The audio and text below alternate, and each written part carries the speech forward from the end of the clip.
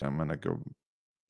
All right, and we are live with Exit Liquidity once again, and I have with me, as always, the one and only Captain Rational, and we are here to discuss the macro picture, the flows that are driving markets. So, where are we at? The Fed put has turned into the flow put. Yes, yes, indeed. Oh, and one other small note. I just learned this week, you may have seen this on Twitter, that I just learned that there is another show called Exit Liquidity that had that started like literally 2 weeks before us. That's a coincidence right there. It is. It is. And so I was like, man, missed it by that much because they started like January 3rd of last year, and we started January 16th or something like that. Huh. So yeah, I don't know. Maybe we'll have to come up with a new name. I don't know. That day will come. That One day. day, one day. But anywho, I figure we'll get to the charts. We'll take a look at some stuff.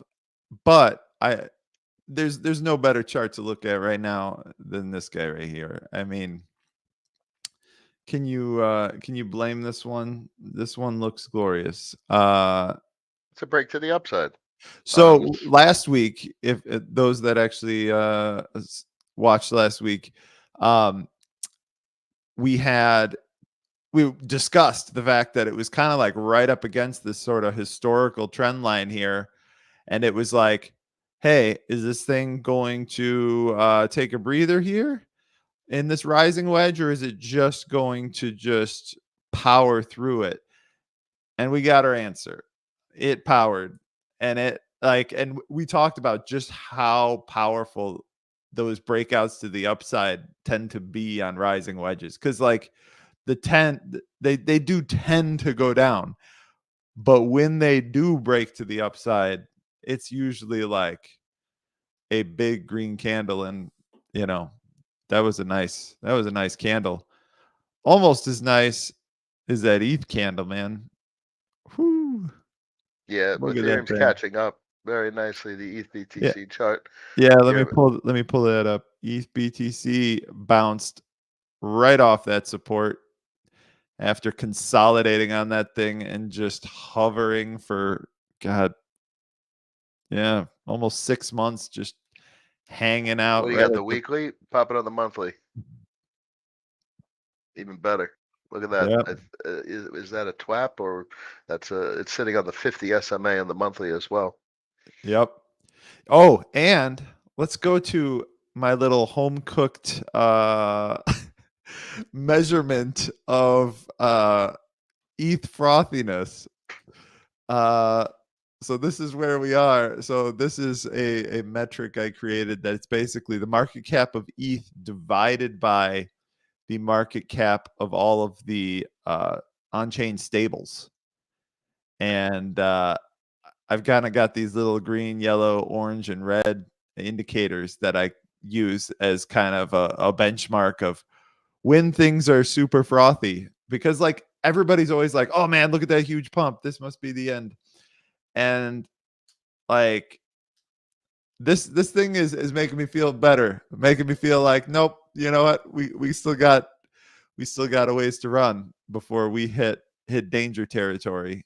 Like It's once. like total two, total three. Uh, it's not even broken out yet. Yeah. Nothing is broken out yet. There's zero euphoria. There's no, there's no the flows of stables, especially the endogenous. It's not even the exogenous. The the exogenous flows kickstart the endogenous money creation process, and then you get the big expansion from an emerging market standpoint. We are so far from this is an early time for the cycle. Yeah, absolutely. And something to keep in mind here is we just may break to new highs on this thing in the next run because of the flows. Yeah. Because if we get an ETH ETF, you know, you have money coming externally into the crypto markets indirectly, directly into ETH. It's just a passive flow from people's IRAs and 401ks or whatever. And it is going in and then right into spot ETH, just market buying. Like, I mean, who knows? This 2 point whatever could be like, 7, 8, 9, 10, 11, 12, 13. like this chart should be more like this maybe in a few years, because like it's like, oh yeah, it turns out this was all just nascent stuff, and now we're up here, bouncing between 50 and 60. So here's the Yeah. kicker. We're obviously going to see these exogenous flows, but I'm so thinking about 2028 nowadays. I'm not even thinking about 24, 25 in the current cycle. Isn't it inevitable that endogenous currency units could potentially be larger than exogenous flows? And that would be I mean, indicative. Yeah. yeah, I would say so. I was looking at a very interesting chart too. God, what was it? I was looking at here it is. I pulled this up. So look at this correlation here. We were talking about correlations between move earlier, before we started the stream, and look at this thing. So here is move, all right? And this is Yes. the market cap of all stables. And why is that? I love this chart. That is a great double take. And this is I believe the Fed funds rate.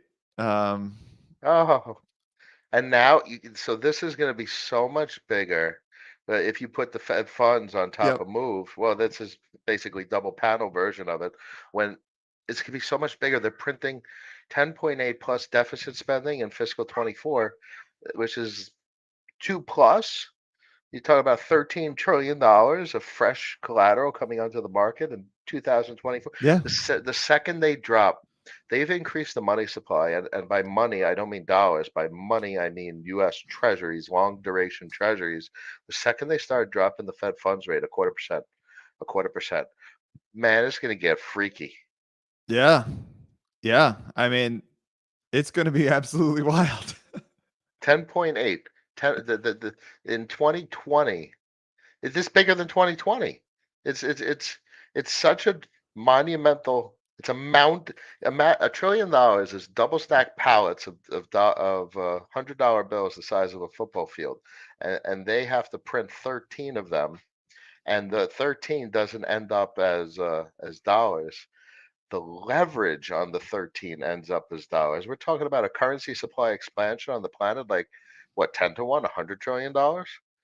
Yeah. It's they don't people don't leverage treasuries 10 to 1. They're the original Well, degenerates. yeah, well, actually people do leverage treasuries. I mean, they there are, ways of doing that in repo where you just lever up treasuries if you want the yield, and then you can also split apart whether you want, because like there are hedge funds that just want exposure to the interest rate, and then there's others that want exposure to the underlying principal, and they Zero split coupon. that apart and sell off that risk to one person, the other risk to the other. But not And 10 to 1. They oh, I do think, they go much oh yeah, they more. go like 100 to 1, like 50 to So 1. so we're literally talking about a half a we're talking about hundreds of trillions of dollars getting added to the global monetary system between now and 2025, wherever we find the bottom in rates. Yeah. It's going to get weird. Oh yeah. It is going to get weird. I mean, financialization is just at a fever pitch right now. It's like it hasn't really stopped, right? Like there's so much like innovation and stuff that happens within finance that like, and crypto and DeFi are no different. We're just doing it all on chain now. And honestly, we've talked about this before, but like where we are in crypto is actually very primitive from a financial perspective, Yes. like incredibly primitive.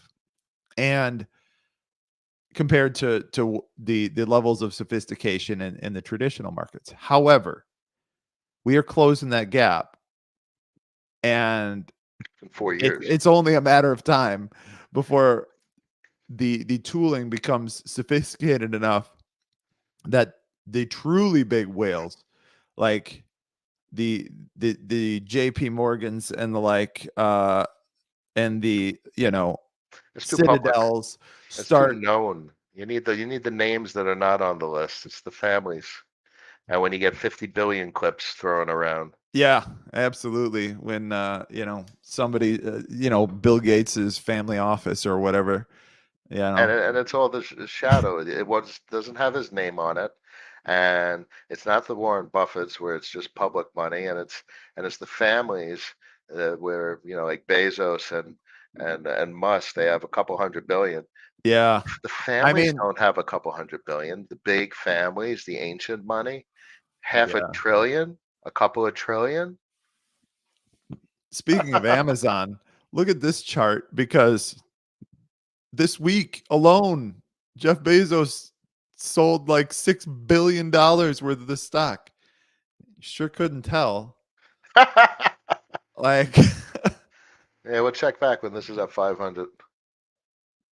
it's absolutely wild what is happening here with this and like Nvidia. But here's the thing, here the multiples and expectations with regard to investments is something I talk about at my stream. If Amazon gets to 500, what are you talking about? A 1, 2, 3x on the money? Where Nvidia gets to, let's say, 7,000, it'd be disgusting. You Yeah. 10x on the money.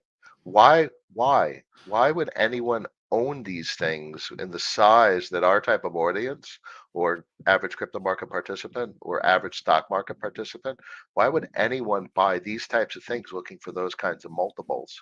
It makes no sense. Yeah, for real. You get 10x on 50 mil to 500 mil in crypto markets, and things aren't going to run from 50 mil to 500 mil. They're going to run from 50 mil to 2 bill, 5 bill, and the market caps are going to be gross in 24, 25, let alone Yeah. 27, 8, something like that. True story. True story. I mean, yeah, we've got we've got this thing just getting started as far as the crypto markets are concerned. Like everybody's worried that this is like the blow off top or whatever, and I'm like, dude, this hasn't even begun. We're just getting off the floor here. So, You haven't seen the we may, expansion. I do think that. Let's see. Hold on. We got a comment here. I was Hey, completely taken. Pusher in the house. Yeah, I was completely taken off guard by this year's run. How would you advise someone now with the type of cash that has underperformed everything? You need discounts, but the problem is relative to lows and 23, let's say, obviously lows in 22, a lot of things have been bid up. So I would say at this point, um, it is very dependent on portfolio size. The smaller the portfolio, you're not going for revenue, not going for cash flow, and you got to get multiples. So you're not going to get the bottoms. So you're talking about what is a relative discount for assets given the amount of exogenous flows in and endogenous expansion which has occurred. You're probably talking about off a bottom of 1, 2, 3, 400%. And I'm at the point, and Bitcoin's a good judge if you pull up the Bitcoin chart for a sec. Oh yeah. Hold on. So like look where we are. We're up 300% off bottom of Bitcoin, and certainly not a discount. You're not at a premium. But what my mind is at is what is the next macro low? Don't expect that the macro low isn't much higher from where we are right now.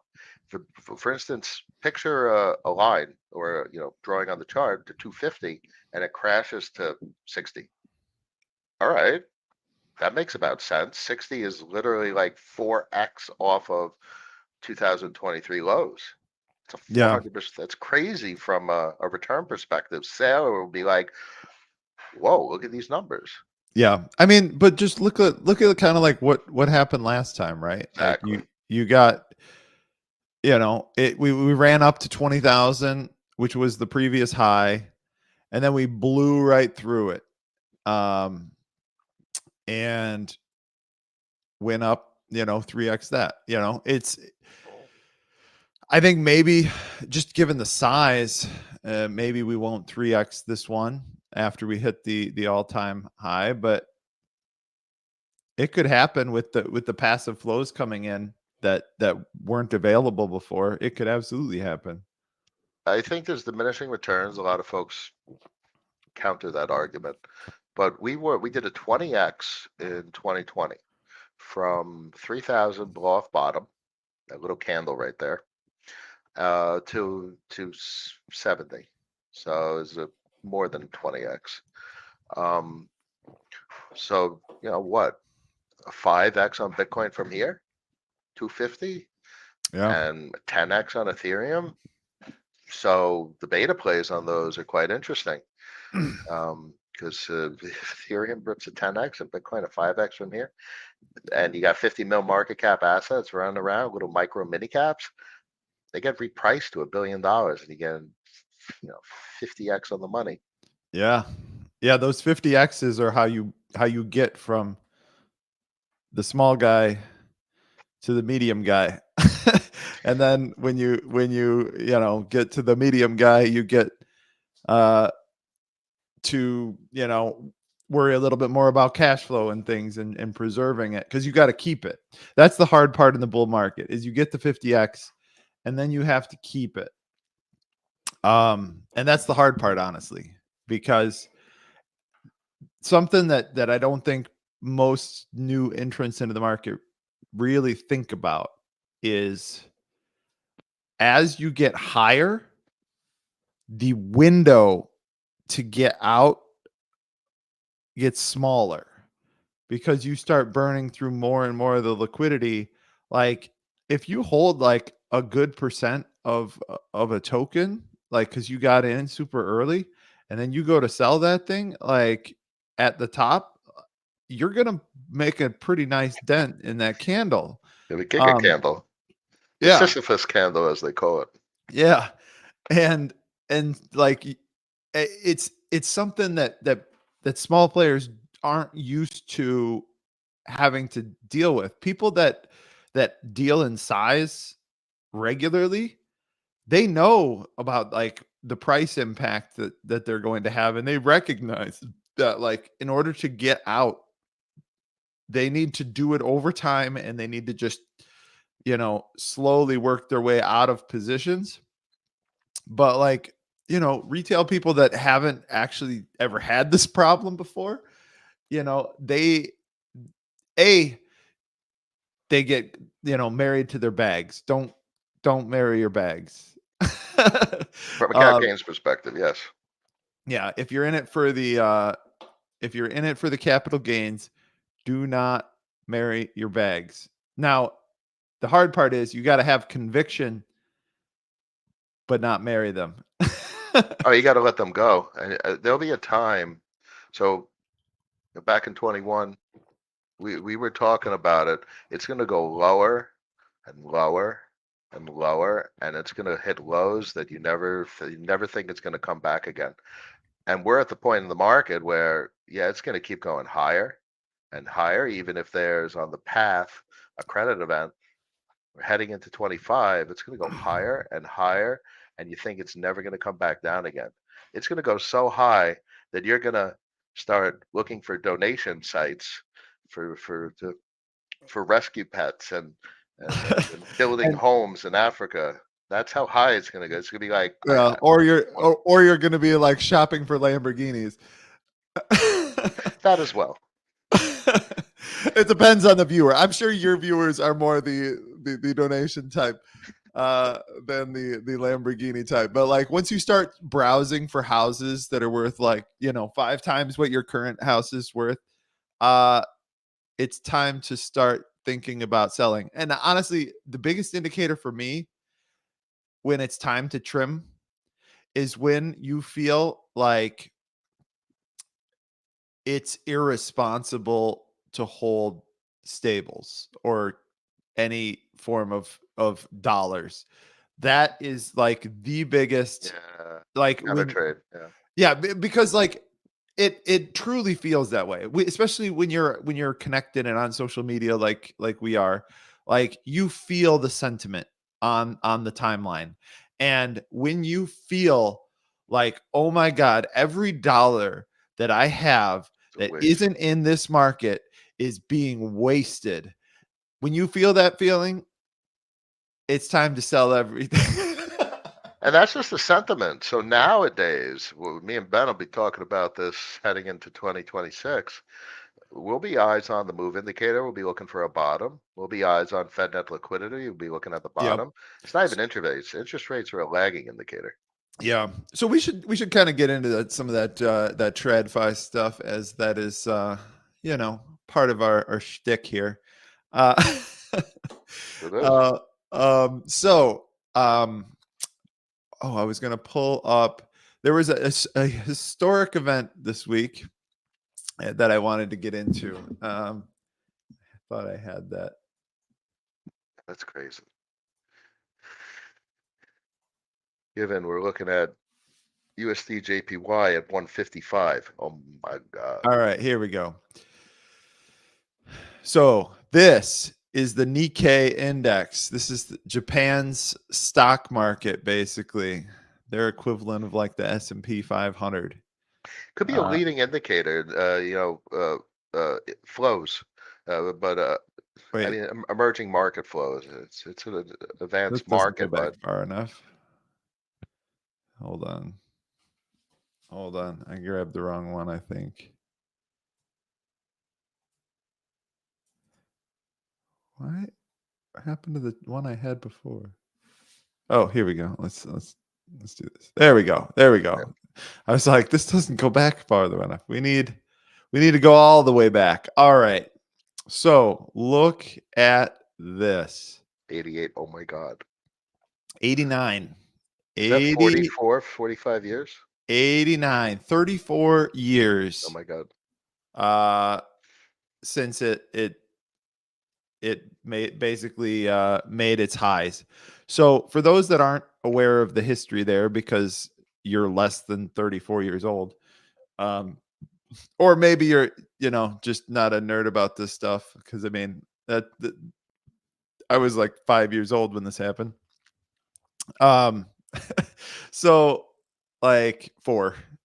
Anyway, um, the Japanese stock market peaked in the 80s because there was a huge like bubble into that part of the world. So much money flowed into that world. Everybody wanted to be part of it. All the money was flowing in. And what happened is it basically collapsed. And then through years and years of just bad economic policy, and coupled with, you know, terrible demographics, it just never recovered. They basically just kept doing QE and all sorts of things, and never really got it to go to a place where the market could grow again. And you can see that, like, uh it it took, look how long, like, that's insane. 34 years. If you bought this top, like, you might be dead by the time you actually get to see the new highs, like. And I Zero think gains. I think it's important to recognize that there is a lot of similarities between the way we in the United States are doing monetary policy and the way they did monetary policy. So I do think it is important, and demographically too. I mean, we have a lot of the same concerns. We're not, reaching the replacement rate, and it's entirely possible that we end up in a similar trajectory at some point in the not too distant future where we make a blow off top and then like don't hit it for years and years and years, if not decades. And We don't invest in this shit. we don't, but I do think it's important to just have this broader context that like their demographics collapsed. And I mean that's what happens when your demographics collapse. You have the people that have money, they are selling it to live, you know, over time. And so if the people that have these assets, they sell them so that they can pay for their houses or whatever. And over time, if there's too many sellers at the top that are old, that are selling all their stocks, and not enough buyers, you get charts that look like this. The only way it goes up, it's not coming from domestic. It has to be international investments. Yeah, yeah, absolutely. And so it is a real concern that we could we could end up in this situation given the demographics. And demographics explain the flows. They are the precursor to the flows. Like everything almost comes down to demographics because right now, the housing market is has been on a tear despite like high interest rates.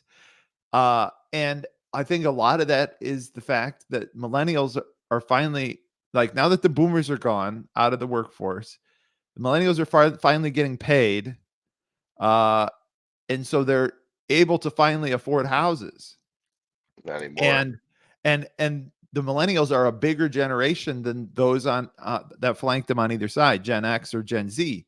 And so the there's just so much demand for household formation that's been pent up over the years because millennials haven't been able to afford houses. And so yes, that's keeping a bid under the housing market. And so it's very interesting, you know. I love this chart. You know why? I think it's a forward-looking indicator.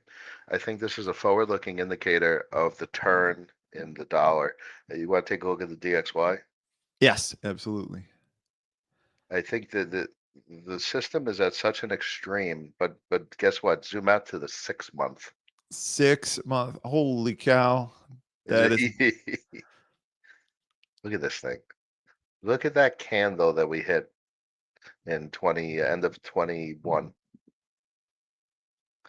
The big shooting yeah, star. yeah, yeah. Okay, yep.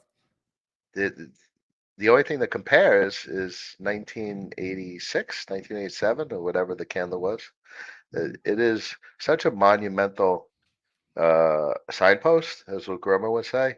The only way this dollar regime continues, where uh, international deficits or the international debt position, debt to GDP globally, is able to persist, is if the cost of the dollar is cheaper. The only way they can continue growth. And I think the next 10 years, we're going to see cyclical, you know, I guess you could almost call it secular because it's been going up since 2008. Yeah. So it's like a Well, sector. and Yeah. what's very interesting about both of these two candles, because you sort of drew my attention to that, is that both of these candles took place with coordinated action on the part of the global superpowers. Yep. Like this one was the Plaza Accords. This one was Shadow Accords.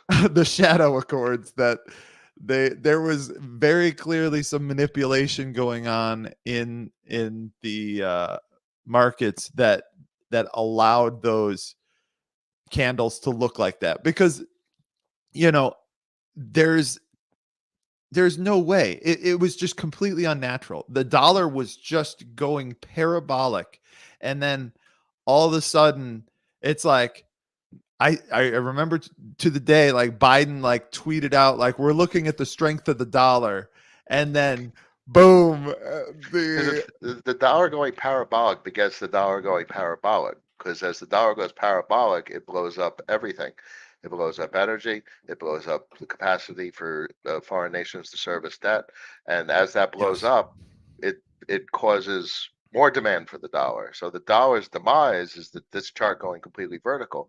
The only explanation for such a shooting star is geopolitical collusion. Yes. And speaking of which, let's look because that was let's look at the let's look at the USD JPY because that happened exactly when this big same can looking candle happened. We tagged this 50 line and the Bank of Japan was getting very worried because they've been sitting in this kind of like holding pattern for a while and it was starting to look like it was about to break out. This needs to reverse. It needs to reverse because the U.S. is dependent on Japan to recycle its long duration debt. The dollar has to come down, and that's why the Nikkei needs to go. Will keep going up because if you have the cyclicality, an emerging market cycle over the next 10, 15 years, dollar goes way down. International investments pick up, whereas typically investments are coming into the U.S. But now you get into investments in Japan, into investments in India, the emerging market investments. Yes. So that brings me to the next chart, which if that does reverse, where's this going? I think this is an interesting one. My general expectation is from a technical perspective at this point. Structurally, it's broken directionality. So what you need is you need you need the there's a longer one that goes back. It's the 30-year. That's why the 10-year goes back all the way. Yeah, we can go to the 10-year. Actually, I mean the 10-year. Look at this thing. Still got the Uh 6 month. Very good. yeah, still on the 6 month. The Captain Rational long view is the 6 month. So The standard view is the 3 month. so check back in 2028 when yields are 3%, basically uh, a, a resistance flips support. Yeah. And then in 32, you get the higher high. And we'll check back in 15 years when the dollar's at 70 and 60. And that's just the structural change, the Yeah. structural I, reversal of things. yeah, I mean, just look at that falling wedge. We just broke right out of it, and who knows where we're going? Like, and here's the thing: is again demographics. If the people that have all of the money, which the boomers have like 85% of the wealth, are getting old, and then they eventually need to sell that to buy milk and birthday presents for the grandkids. Uh, and the great grandkids. And they are going to be selling these things. And when they do that, I mean, who holds 30 years? I mean, Nobody. pension Yeah. funds, which who has a pension fund? Who has a pension? No Who among millennial. us has a pension? So the question is, when those all get drawn down, we talked. There was all this talk about like the savings glut that happened when the boomers started making all the money, um, and that how that was driving interest rates down. Well, we're on the other side of that, and what's going to hold them down when everybody that has the money is selling? Them passing away. And then Yes. it gets transferred to the Gen X, and then the millennials. Well, no, the boomers will pass it on to the millennials. Gen X, they had to get their money from the silent generation, basically. And then yeah. But it all leads to social unrest at some point. Wait, tape pusher. It's going to get weird. This time is different. So that's an important phrase to just speak on for 2 seconds. It's always the same. It's important to notice the differences. So it's the cyclicality of markets will always be the same. There'll be the booms and the busts. You'll have the exuberance and the crashes, and that cyclicality will always be the same because that's just human nature. It's the Yeah. structural differences that matter, and the Yes. secular trends. Like you're looking, uh, that's Mi'kmaq. You're literally looking at a secular directionality reversal, which has implications. So that is different this time. Yeah. I mean, it like you said, I think you said that beautifully, that the structure of the market changes over time. We are not in the same uh market as we were in 2005 pre GFC. Like there are so many market structure changes, regulatory changes that happen over time that change the incentives of the market actors sufficiently enough to render some of the historical data moot. And you've got to kind of understand, not just be able to point to a chart, but like be able to point to a chart and why it got like that and what changes have happened since then that could change the way that works. When you're looking at charts like this, the 6 month, like you can see those regulatory changes and those structural changes taking place over time. And to me, like demographics is like a slow moving structure change, Of right? course, It 30 years. Yeah, I mean it doesn't happen on the 15-minute chart. It just doesn't, you know. My man, you said the 15 minutes. I don't even know what that is. uh Mickman, you also wrote, could the difference be that the price corrections will actually be premium prices long term? Um, well, look at the stock, well, the big indices, the big seven, Mag 7, and particularly the Mag 1 at this point. Flows are going to cause all sorts of weird distortions. The 401k flows are totally being directed probably um, from a coordinated perspective to finance the massive amount of boomer retirements that are, what is it, like 100,000 every year for the next like 50,000 years, or whatever the statistic is. So it's going to get weird. The distortions are going to be nothing like what occurred in the 2010s. Um, and so you say discounts might be gobbled up faster than before due to ETF and increased dollar supply. Yes.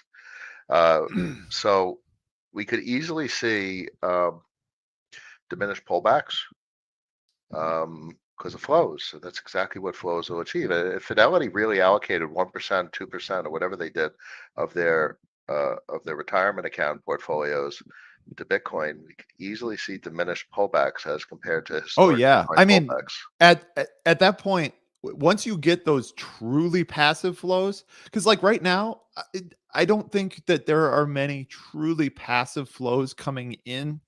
I think they're more active flows to to and I guess I'll explain what I mean there is that like in order to buy these Bitcoin ETFs, you have to make a conscious decision. I'm going to buy this Bitcoin ETF. Like most people do not have access to these with their 401ks that come out of their paychecks. Like They now, will. if you have Fidelity, maybe you do. I don't know.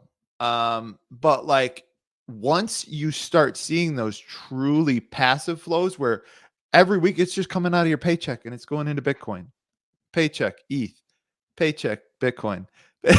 Like that is how you get truly parabolic. That is exactly the reason why the stock market looks the way that it does. Like just look at this chart. This will tell you no, like you get About pullbacks and that's it. Like you it's get go out it's to the up three into the month. yeah, it's up and to the right. Oh yeah, I'm not even like this is the 1 minute chart for, but like just passive flows did this. Yeah, Like my squiggly lines are all messed up yeah. on I this love chart. this. But I love the time frame though. This tells you everything. yeah, When you look at the long time frame, you see It's kind of like looking at microwave background radiation or looking at Yeah. those really zoomed out pictures to see macro structure. Yeah. This is what tells you so much more information. Short-term charts don't tell you anything at all. Yeah. These charts literally tell you geopolitical decision making and collusion and conflict and supply side and like the supply chain and disruptions. It's written all over these charts. Yeah. For real. Yeah. So one thing I wanted to mention, because I did pull up this chart, just to kind of go back to that discussion real quick about Japan.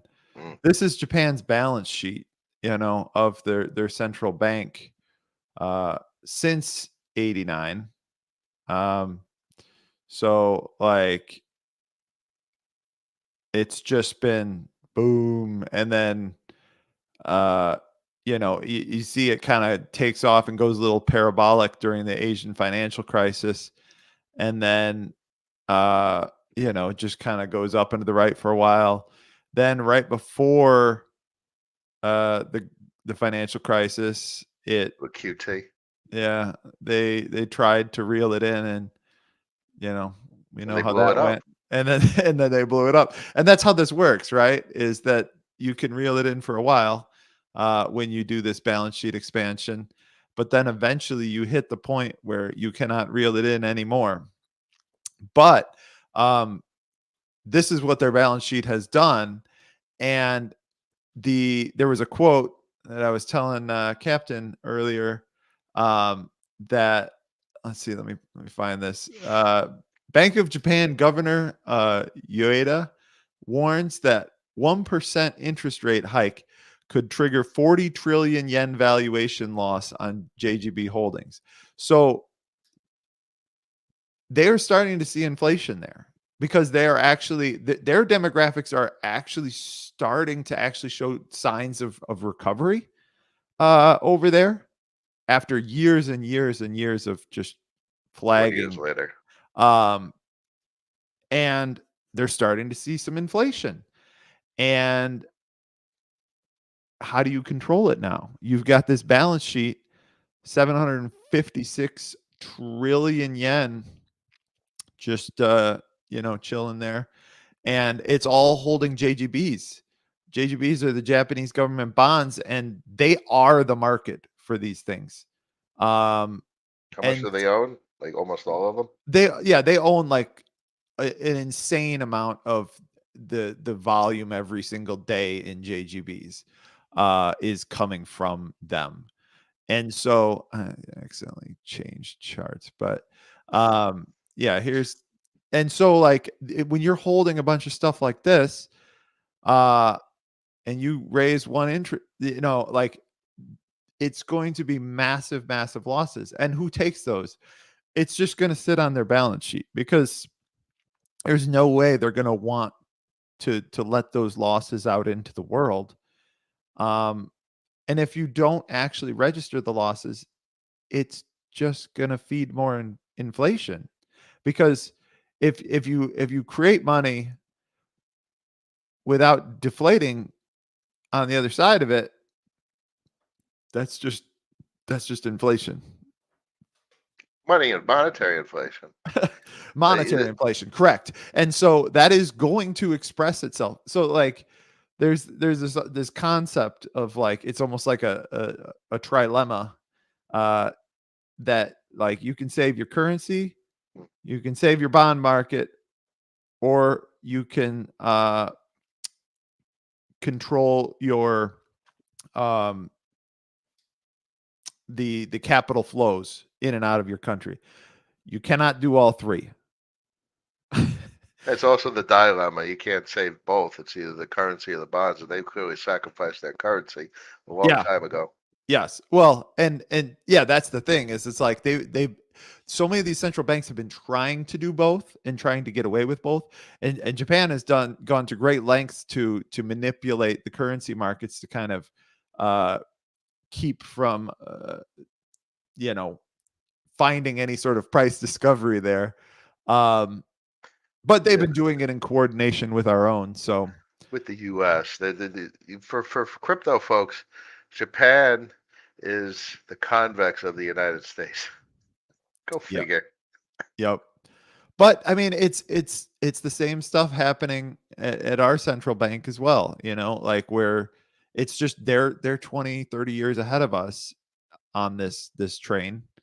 Um and it'll be really interesting to see how this all plays out. So just going to go through some of the typical Fed stuff that we go through.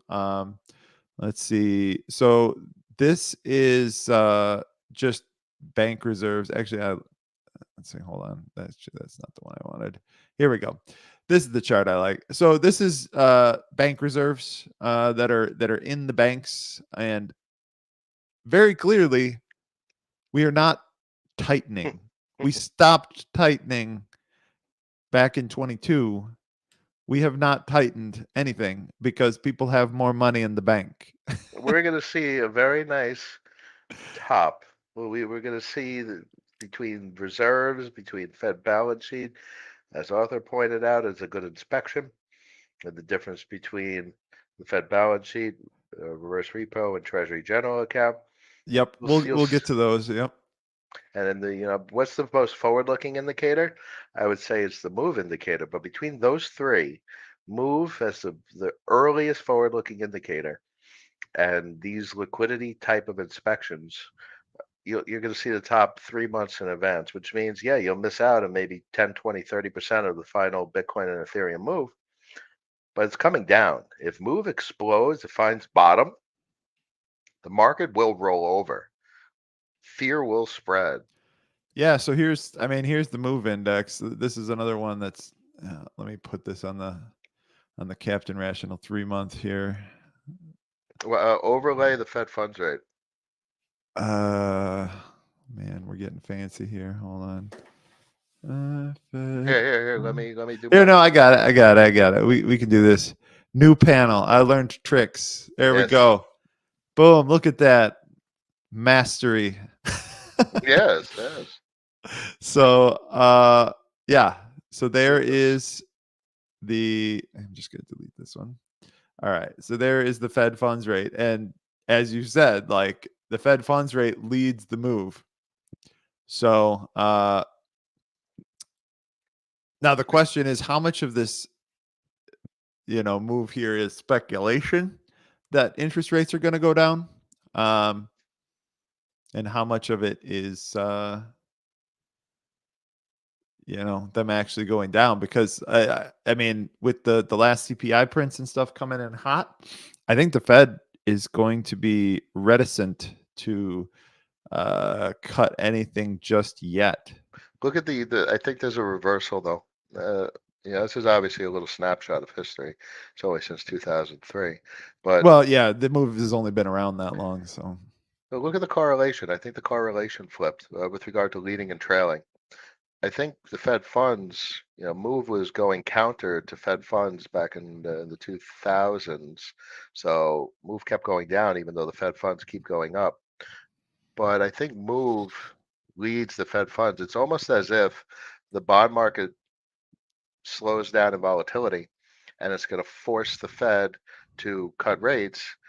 And I think the move indicator is just an incredible forward-looking indicator at this point. yeah, yeah. I mean, there's definitely an argument to be made there that it did maybe become a leading indicator rather than uh, having that rather than the other way around. Um, so I mean, move is definitely a great indicator, and to me, it's an indicator that is very impacted by private money, Mm. right? That private money creation. Because if you have a whole bunch of people levering their treasuries in repo and stuff like that, like the treasury market gets quite thin over time. Uh, and when it gets thin, then you get move spikes, you know? So what's It going to happen when they flood the market with 10.8 plus trillion dollars in fresh non-thinness? Yeah, then lever it up. It's gonna get Lever it up so till it weird. gets thin. Lever it up till it gets thin. That is how humans finance. They lever shit till it breaks. And you guys got to find where that breaking is. But that's another thing to keep in mind about cycles, right? Is that cycles are derived from that exact phenomenon. Is lever, lever, lever, lever, lever, lever. Eventually, you get to a place where the market cannot sustain the leverage that it currently has. And when you are seeing multiples that are just insane just for holding some random shitcoin, it's time to be asking yourself, should I be getting out now? Because you don't know where the leverage is. And this is what we saw the last cycle.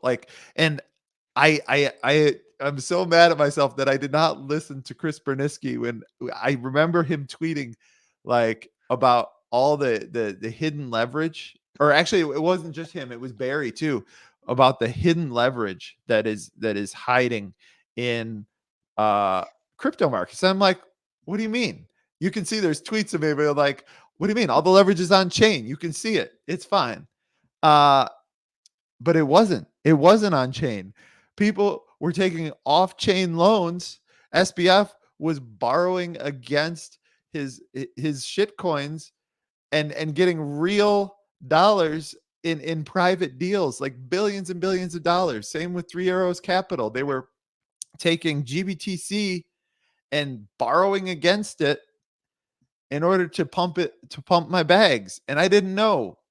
And so you've got to be very, very careful uh about the leverage. Can hide, it can be sneaky. It's not going to all be on chain because we exist in two parallel financial systems. Bear in And mind, most of those businesses, those were U.S. businesses. It's going to be so weird because that's why it's so important to look at the crypto markets as an emerging market. It's a country of countries, not part of any nation state. Um, so all of that was literally leveraging businesses in the U.S. that blew up. And it's just, the flows are just going to be so weird when more and more people start to realize that this is a destination for capital outside of traditional nation states. yeah, yeah, absolutely. And the thing is, I think the thing that is going to drive a lot of these passive flows too is a recognition that the insanities of the the current central bank regime worldwide and the fiat money printing that has been taking place. Bitcoin is antithetical to that, and so is ETH. Like, these are not correlated to the risk of central banks going crazy. And so portfolio managers are going to choose to hedge that particular risk. And what are you going to hedge with? Gold, commodities, Bitcoin, Ethereum. Like, these are things that you can hedge with to try to uh be able to survive in those conditions of just out of control central banks. It's gonna get so weird. It is going to get so weird, but I'm here for it. Watch that. Watch those rates tick over. Watch them. I don't know. I have no idea what's gonna play out. No one has an oracle crystal ball, but they No. start ticking down those rates. But that's got to come later. Interestingly enough, I think heading into summer we're gonna have a clearer picture of Q3, Q4. But it's the end of the year that's most interesting. Yeah. Yeah, I was just looking at, these are some of these various spreads that I have for the repo market, kind of like just getting a feel for whether or not we're in a weird place. And the I answer mean, is, even that chart right there is a weird chart. What actually, are you this is looking a at? 3 month. Actually, we need to look at this. You need to look at more Granularly. contemporary information in order to glean anything out of it. Or at least to glean much. But this is the 1 month minus the RRP rate. Now, I think it's very important to note why it looks like this. This muted volatility regime that we've had here, this is because of the RRP. Because if at any point, so this is the 1 month minus the RRP rate. So there's an arbitrage that happens there, right? If I can get cash at a rate like a 1 month treasury, it's not quite an overnight rate like the it's not quite an overnight rate like the RRP is, but it's close enough to being cash like that those two rates are somewhat interchangeable and help keep each other, pegged because 1 month is not long to wait. And so when you start seeing large spreads in this, that means that you're starting to get some illiquidity in treasuries, and people are dashing for actual dollar liabilities. And so because the RRP has been full of money and it's just been this giant well, let's take a look at the RRP. There we are, dropping precipitously, but then stalling out a Hmm. little bit. We have not It's like done August of much. 23. Yeah, we have not done much this year with the RRP so far, Hmm. um, which is interesting. And I think honestly, but keep in mind, let me pull up the Fed balance sheet. Where are you at? There we go. Look at this. This thing has leveled out. We're on the weekly, so that's a couple of weeks. Yeah. So I don't know. I haven't heard any announcements or anything about them stopping QT or whatever, but I find this interesting. That's Last the time, first. last time it did this was kind of right around SVB. So I'm not entirely sure what's going on. There were some concerns about uh, some commercial real estate exposure to certain banks. There was a bank in New York that uh, the stock like basically went to like almost zero. I forget the name of it. NYCB. Yeah, NYCB, and so that one is probably just the canary in the coal mine as far as those particular problems are concerned. And so there's a lot of extend and pretend going on with commercial real estate loans because, Imagine they buy it at par.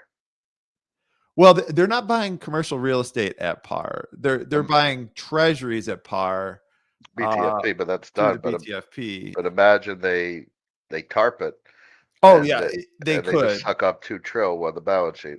They could. I mean, there would be so much moral hazard from doing something like that, though. It's done. Yeah, But that's the base case. Take your degree of not maleficence. What's the word I've been using? 'Cause how gross and your contempt of the system is, and you haven't gone far enough. Your cynicism. If you're cynical and you're bearish, you just haven't gotten cynical enough. that's right. That's right. Because eventually you become so cynical, you become insanely bullish on everything. Big. Yep. Everything's going up, everyone. I'm past the point of no return. It's gross. It's disgusting. The collusion is going to be epic and awe-inspiring. You might not even see it. And then it's just backroom collusion, and they're past the point of no return. There's no redemption for the system. Yep. Yeah. Yeah. This chart is very interesting. I don't know why we just leveled off like this. I'll have to do some digging into the Fed balance sheet and see what's going on there. Yeah, at some point well, they'll level off if they're creating an illiquid, the sell side pressure. and Yep. they're moving rates too much. And we'll look at the move. And they'll Yep. level off if they're affecting the volatility too much. So here's the TGA. Um, for those that are not familiar, the TGA is basically the checking account that the Treasury has at the Fed. This is money that's just kind of sitting there, doing nothing. It's not really helping anyone. It's not really part of the economy. It's in just kind of limbo until it comes out of here. And so, this has been growing. And I would expect it to continue to grow as tax receipts come in. They're going to want to build this up. I mean, it tends to do this sort of, seasonally, where it as you get to, oh look, there's tax day, you know. What's this? Oh, that's right around tax day. Actually that was yeah, right around tax day and COVID with all the COVID spending. So that's maybe not a good example. Well, But it's the distortion. And they right. need that. They need that to go back up There's there. They need this to be a $3 trillion. Yep. And how do you do that? Inflation. And that's how you get this nominally up to $3 trillion. Yep. So, well, actually, I mean, they are, because of the constant debt ceiling debates, they've been running this thing higher than historically they used to. They didn't used to keep this thing where, where they do now. They didn't need $831 billion back in the day, just sitting in their bank account doing nothing. But these are, this is when this thing grows, it's siphoning a certain amount of liquidity out of the market and into this just limbo. And between that and the RRP, those are just holding tanks for liquidity. So you have over a 1.3 trillion dollars basically of liquidity that are just kind of sitting there waiting to be deployed. And in the meantime, this one's collecting 5.5% Oh my God. at the Fed, or is it 5.3? Regardless, it's A massive number that yeah, puts their balance sheet in the red. yeah. So yeah, I mean, that money is still just waiting there, and the RRP too. I think it's important to recognize that the, this muting of volatility that happens in the repo market because of RRP being drawn down, it creates this sort of arbitrage thing that happens where people are arbitraging these short rates. But the problem is when this runs out, and this is what the Fed is worried about, because their entire game is supposed to be, with the design of their central bank system, is supposed to be managing the lowest comfortable level of reserves. And the problem is that they don't know where that is. And they also are supposed to know what the natural rate of interest is so that they can adjust their interest rate relative to that. That natural interest rate is called R star, right? But once you learn more about this stuff, you realize they have no fucking idea what R star is, and they have no idea what the lowest comfortable level of reserves is. And That R so, star is different for, so that's why that the fiscal dominance is interesting, because the R star for the general public, they've blown past it. The rates are too high. The general public and year over year bank lending is completely stalled. But year over year lending by the but federal government, they don't they're only looking at domestic when they're calculating that stuff. They're only looking in their little banking window of like, okay, and they're not looking at the incentives of the broader Eurodollar system. And so, like, this is what happens when the Fed tries to figure out where the lowest level of bank reserves is. They go up, crap, we hit it. And then sick. they expand, and then they try to tighten things up, tighten things up, tighten things up. Up, QE3, up, ran it up. Okay, we're comfortable now. Do. Uh-oh. Boom. We just hit September 19, or the repo market just blew up. All right, bump it up. Get through COVID. All right, now we're at this level. Do. We go down, down, down, down. Oh, SVB just happened. Oh, all right, now we're comfortable again. And it's just they don't know. They've proven time and time and time again that they have no idea where that is. And so I honestly think that their new policy, they are terrified to actually let this thing level off to zero, because this is their buffer.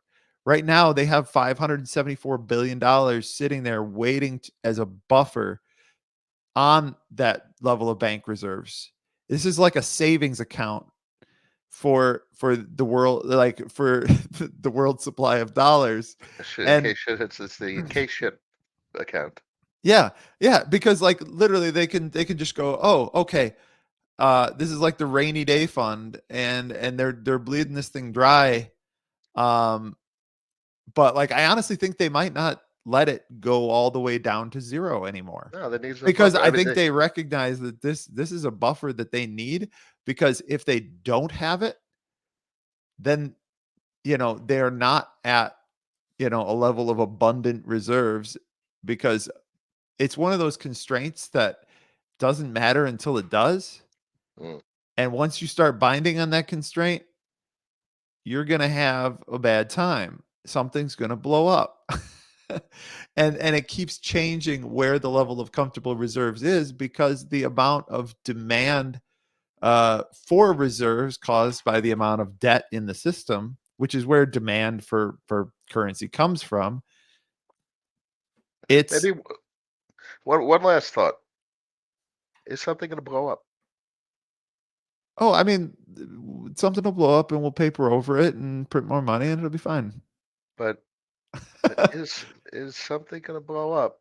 Well, I tell me. honestly believe that there are some deep-seated cracks going on under the surface here with very like commercial real estate, multifamily housing. Like there are things that a lot of the banking system has been lending against that aren't worth what the banks lent against them, and you're going to get bad debt. And so everything has been done to avoid losses in those departments. They've tried to restructure loans. They've tried to do everything they can, but the problem is that you can only paper over it for so long. But there's all sorts of tricks and stuff, because the other part of this is that so much money has moved off. There's a lot of assets, like private lending doesn't have to be marked to market. These bilateral private lending agreements that have become so popular don't have to be marked to market. And so it allows a bunch of hidden deflation to just sit there, and until it needs to be liquidated, there's no price discovery on any of it. But the problem is eventually we are going to hit a place where these mark to market assets, or these non mark to market assets, have to be sold at market because somebody is insolvent. And when that happens, then you're going to see, things hit the fan. Like this is why HYG, like some of these like measurements of I got to find my HYG Junk bonds. junk bonds. So HYG is junk bonds, right? But like it's pretty much like followed the liquidity in the system, right? And like look at when this bottomed, right? It bottomed right at the same time everybody was scrambling for dollars. This thing bottomed, and then it bounced. And this chart is actually a really really good one for telling you about liquidity conditions. Mm. But the thing is, the amount of volume being done in junk bonds, corporate junk bonds, is like not what it once was, because there's fewer things to trade. And like don't look at these volume bars because I'm talking about like the underlying assets uh, of this particular ETF. CUSIPs. But like there are fewer of them around because so many corporations have gone for private lending, doing like CLOs, and because of that, you don't have there's all that hidden leverage of things that aren't marked to market, but like it makes this market look fine because there's so few things that are trading that the ones that are doing well because somebody needs exposure to this market, and so they're buying. This is what happens when the SEC does what it does and regulates what it does. They're like, all right, you want to make it stupid to go on public markets? We're just going to do it on private markets. Exactly, and that's what we've done is we push all the problems into the shadow, and then they blow up, and then they have to get pulled onto the Fed balance have to get Hmm. pulled onto the Fed balance sheet, and then we just repeat the cycle over and over again. It's just how So it works. path and destination. Path can be volatile. Destination is very clear. At some point, global currency supply just goes absolutely gangbusters. 100 trill to a half a quadrille floods the market at 10 to 50x leverage on fiscal 24 uh, uh, debt issuance. Um, so what blows up between now and then? I don't know. That's the wild card. Yeah, and we will continue to lever until something breaks. Well, technically it's already broken. It's just that what's broken hasn't been marked to market. Exactly. We will continue to lever until we are forced to recognize our reality. Until you force us to accept reality, this man said. I agree. Yep. That seems like a good note to end on. Thank you everybody for watching. Shout out to DeFi Advisor. My man, it's a good guy. Very yes, he is. Very good. Well, until next time, everyone. Don't be exit liquidity. You heard him right there.